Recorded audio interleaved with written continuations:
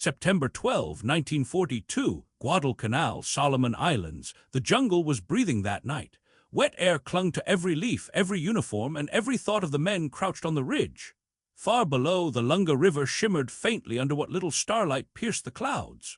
Beyond it, the black mass of the jungle hid the sound of something alive, the measured rhythm of boots, whispered orders, and the faint scrape of metal against bark. The enemy was coming. Lieutenant Colonel Merritt, Red Mike, Edson stood on the high ground, helmet tucked low, binoculars resting against his chest. He'd been in the Pacific long enough to recognize that silence was never safety. He looked down at the makeshift defenses, foxholes half filled with water, barbed wire tangled like vines, and 80 yards of mud that would soon turn red. 800 Marines waited there with rifles cleaned, bayonets fixed, and nerves strung tight as piano wire. They were outnumbered 3-1. The Japanese 35th Infantry Regiment, under General Kawaguchi, had slipped through the jungle with 2,500 men. Their orders were simple: retake the ridge overlooking Henderson Field. If they succeeded, the airfield would fall, and with it, the entire Allied foothold in the South Pacific. For days, the Marines had worked in shifts, sleeping in bursts, shoveling dirt with bleeding hands. They called the position Bloody Ridge even before a shot was fired. Henderson Field below them was the only thing keeping the Japanese Navy from strangling the island. Each landing, each bomber that roared into the sky depended on that patch of earth staying in American hands. Edson checked his watch. 10:45 p.m. He turned to his officers, his voice low but steady. "They'll come tonight," he said. "When they do, we hold, no matter what." A murmur spread through the line. The men nodded. Some prayed quietly, others lit cigarettes despite the risk. The smell of tobacco drifted through the dark like a final comfort. Down the slope, the first bursts of gunfire crackled, a scouting patrol cut down before they could return. Then came the sound that froze every heart on the ridge, the eerie, rising chant of Japanese soldiers preparing to charge. It rolled through the jungle like thunder. A Marine whispered, "They're closer than we thought." Edson crouched, whispering back, "Then they'll die closer than they planned." The first mortar exploded near the tree line, spraying dirt and rain across helmets. The battle for Edson's Ridge had begun. Night pressed down like a living thing. The ridge, narrow and uneven, became a stage of flickering light, muzzle flashes stuttering through the dark, each burst revealing the faces of men who refused to bend. The Japanese came in waves, disciplined yet desperate, their shouts rising through the rain-soaked air as they charged uphill. For every one Marine, there were 3 enemy soldiers clawing toward the crest. But the Americans had something the numbers could not measure: ground, preparation, and sheer stubborn will. At 11:30 p.m., the first line of Japanese troops emerged from the trees, their silhouettes ghost-like in the mist. The Marines opened fire. The crack of M1 rifles and the deeper thump of Browning machine guns tore through the jungle. Grenades arced down the slope, their flashes illuminating shattered branches and fallen men. Within minutes, the ridge was engulfed in smoke. The night filled with chaos, shouted commands, the metallic clang of empty clips, the dull thud of mortars landing too close. Edson's men held firm. They fired in disciplined bursts, conserving ammunition for what they knew was only the beginning. Each soldier fought for the man next to him, bound by a silent promise that the line would not break. Sergeant Kenneth Bailey, commanding Company C, crawled along the ridge, shouting encouragement over the noise. "Keep firing, they're not through yet." He moved like a man possessed, rallying those whose courage faltered. Below them, the Japanese regrouped. Kawaguchi had not expected resistance so fierce. His orders were clear: capture the ridge at all costs, and so he fed more men into the grinder. By midnight, the second assault began. Machine gun positions on the flank spat fire until barrels glowed red.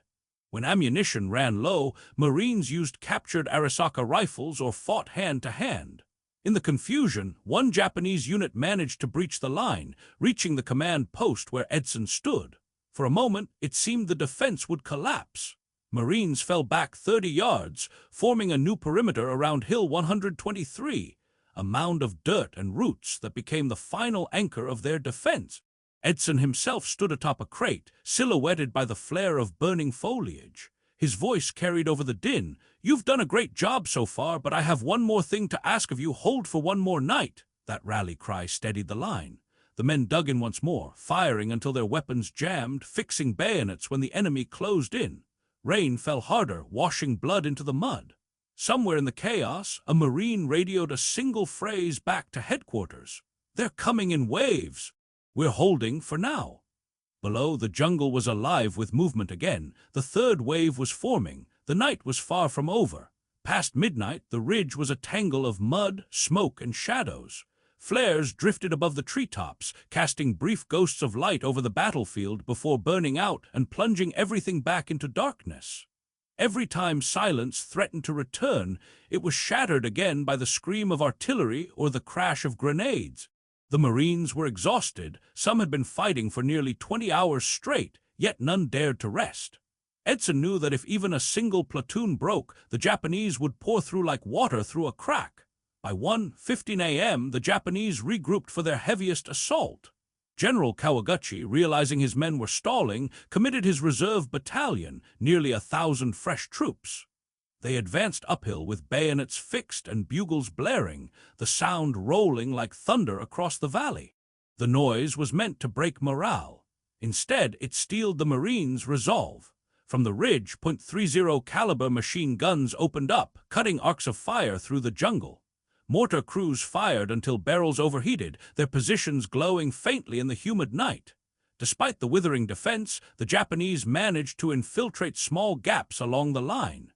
In one sector, a group of 20 enemy soldiers charged through the smoke and reached the Marine command post.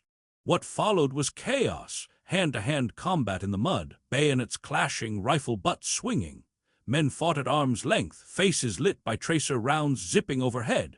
Corporal Lee Diamond, manning a machine gun with 2 others, was wounded twice but refused to leave his post. He fired until the weapon jammed, then grabbed his carbine and rejoined the fight. At the center of the ridge, Edson moved among his men like a conductor amid an orchestra of gunfire. His calm presence under fire became the heartbeat of the defense. When ammunition began to run dangerously low, he ordered controlled bursts, conserving every round. Marines scavenged bandoliers from the fallen. Corpsmen crawled through mud to reach the wounded, their armbands invisible under layers of grime. The air reeked of cordite and wet earth. By 2:30 a.m., the Japanese 124th Regiment pushed up the right flank, attempting to turn the line. Edson anticipated it. He shifted 2 reserve squads, barely 50 men, to reinforce the threatened sector. Under his orders, they fixed bayonets and counterattacked. The sudden, furious charge caught the enemy off guard. The ridge erupted in close-quarters combat. Knives flashed, rifle butts cracked bone, and men shouted not in words but in pure survival. By 3:00 a.m., the ridge was littered with bodies, friend and foe indistinguishable in the dark. Rain poured again, heavy and relentless, as if the sky itself was trying to wash away the horror. Yet somehow the line held. Kawaguchi's troops fell back to regroup, leaving behind their wounded and their dead. The jungle swallowed them, but the Marines knew they would return before dawn, and when they did, it would be the final test.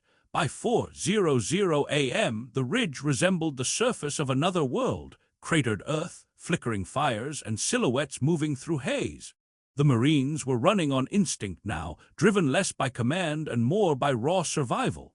Their uniforms were soaked, weapons caked in mud, and eyes hollow from sleeplessness. Yet every man knew the truth. If they failed to hold the ridge, the Japanese would seize the airfield below, and Guadalcanal, perhaps the entire South Pacific campaign, would be lost. Edson crouched beside his map case, lit only by the red glow of a covered flashlight. The situation was dire. His right flank was thinning, his center barely intact. Ammunition was nearly exhausted. Still, retreat was not an option. He had seen battles unravel when commanders hesitated. Hesitation was death. So he did what great leaders do in the crucible of war. He adapted. He ordered his men to pull back slightly, forming a tighter horseshoe line around Hill 123. It was a calculated risk, abandon ground to save the line. At 4:15, the jungle erupted again. The Japanese, relentless and undeterred, launched their final all-out assault. It began with the haunting wail of bugles, hundreds of voices rising from the valley below, followed by a storm of movement through the undergrowth. They came in clusters, firing as they ran, shouting cries of defiance that mingled with the roar of American machine guns. The ridge shook under the force of the onslaught. Flares burst overhead, casting harsh white light across the chaos. From the left flank, Sergeant Bailey, bleeding from a head wound, led his men through the smoke, repositioning machine guns on higher ground. "Keep your spacing, don't give them a clean line," he shouted, voice hoarse. Every second counted. When a Japanese platoon broke through the wire, the Marines met them with bayonets and rifle butts.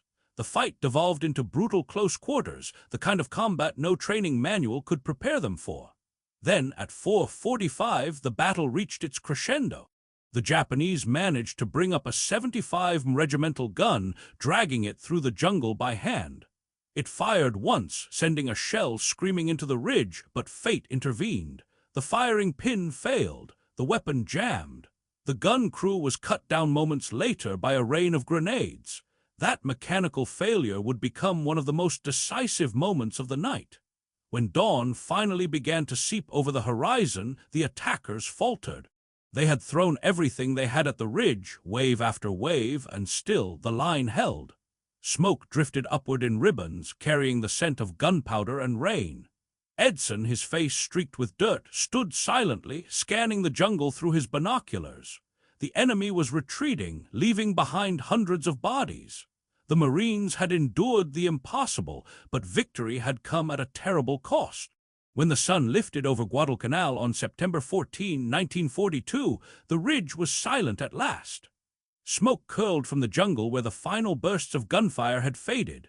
Crows and gulls wheeled above the battlefield, drawn by the smell of blood and decay. The Marines who had survived the night looked more like ghosts than soldiers, faces streaked with grime, hands trembling from exhaustion, eyes fixed on the horizon as if to confirm that dawn was real. They had held the line with sheer willpower and dwindling ammunition, and now, for the first time in 36 hours, they could breathe. Edson walked the ridge slowly, surveying what his men had endured. Spent shells littered the ground like autumn leaves. The once green slope was gouged by shellfire, every tree splintered or scorched. Corpsmen moved quietly among the fallen, marking the wounded with strips of cloth, collecting tags from those beyond saving. The final count would reveal 80 Marines killed and nearly 200 wounded, a heavy price for a battalion of only 800 men. But their stand had broken the back of the Japanese assault. Down below, General Kawaguchi was in retreat. He had lost more than 800 men in a single night. Those who survived dragged their wounded through the jungle toward the Matnikau River, starving, disoriented, and hunted by American patrols. Many left their weapons behind. Others never made it out. The 35th Infantry Regiment, once elite, had been shattered. Kawaguchi would later tell his staff, the enemy was not merely defending, they were possessed. For the Americans, the victory at Edson's Ridge was more than tactical, it was psychological. Until that night, the Japanese army was considered nearly unbeatable on land. Their night assaults, their fanatic courage, had broken opponents from China to the Philippines. But on Guadalcanal, that myth began to die. The Marines had stood their ground against overwhelming numbers and proven that discipline, leadership, and coordination could overcome sheer aggression. In the days that followed, General Alexander Vandegrift reinforced the ridge, ordering new positions dug and artillery calibrated on every approach. Fresh troops arrived from Chalagi to replace the wounded. Henderson Field, still intact below, became the lifeline of the Pacific Campaign. American aircraft roared back into the sky, reclaiming control of the air. The Japanese Navy would soon launch new attempts to retake the island, but the momentum had shifted. Reporters later called it Edson's miracle, but the men who fought there rejected the word. There was no miracle, they said, only grit, training, and the refusal to give an inch. When Edson finally allowed his men to rest, they slept where they had fought, rifles across their chests, boots still laced. Rain began to fall again, gentle this time, washing the blood into the soil that had cost so much to hold. Guadalcanal was still a long campaign ahead, but for the first time, the Allies had proof that Japan could be stopped. The victory at Edson's Ridge echoed far beyond the jungles of Guadalcanal. What began as a desperate fight for a muddy hill became a defining moment in the Pacific War, a small battle that altered the rhythm of a global conflict. In the grand scale of World War II, it was only 2 nights of combat, But those nights proved that Japan's forward momentum could be stopped, that American endurance could meet fanaticism head-on and prevail. In the days after the battle, General Vandegrift wrote in his field report that the situation was never in doubt.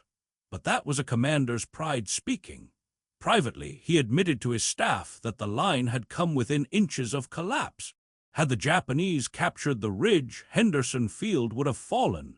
Without that airfield, Allied supply lines across the South Pacific would have been severed, and the campaign to push north toward Rabaul might never have begun. The Marines' stand at Bloody Ridge did not just save an airstrip, it safeguarded the momentum of the entire Pacific offensive. Strategically, the Japanese miscalculated on several fronts. Their command underestimated the difficulty of night coordination in dense jungle terrain and overestimated the morale impact of their shock tactics. General Kawaguchi had planned for a quick victory through overwhelming numbers and surprise. Instead, his forces fought an opponent who adapted faster, used the terrain defensively, and refused to yield. When dawn came, the Japanese formations were no longer organized units. They were fragments of men scattered through the trees, their strength spent. For the Americans, the battle validated new doctrines of small unit coordination and integrated defense.